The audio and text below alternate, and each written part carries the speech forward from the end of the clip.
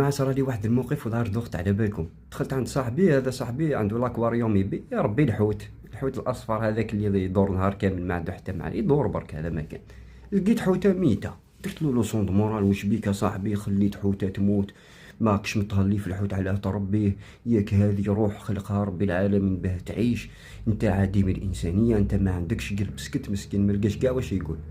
ابري خرجت، جيت جايز قدام اللي يبيع السردين، شفت 10 سردينات في الارض قاعد نشوف فيهم نسي زعما يغيظوني والو، ما غاضونيش حق ربي، ما غاضني السردين هذاك يتلاوح في الارض، سردين يتلاوح في الارض.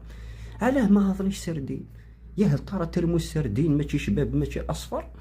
ولا يا هل ترى ترمو السردين رخيصه ويدير 200 الف الكيلو ماشي رخيص؟ ولا يا هل ترى ترمو ناكلوها وبزاف لهنا السردين ما يغيظكش؟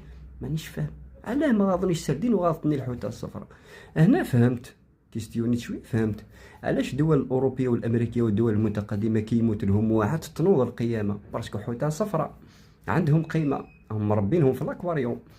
اما في السودان وفلسطين وافريقيا والدول الفقيره، هذوك سردين، هذوك ما عندهم حتى اهميه هذوك. سي بور ما يموتوا الملايين، ما سي كيف. هنا ديكوفريت بلي المشكله راه فينا، المشكله في البارامتر تاع الانسانيه. لي بارامتر تاع الانسانيه ما رجلاوهمش بيا نورمالمون.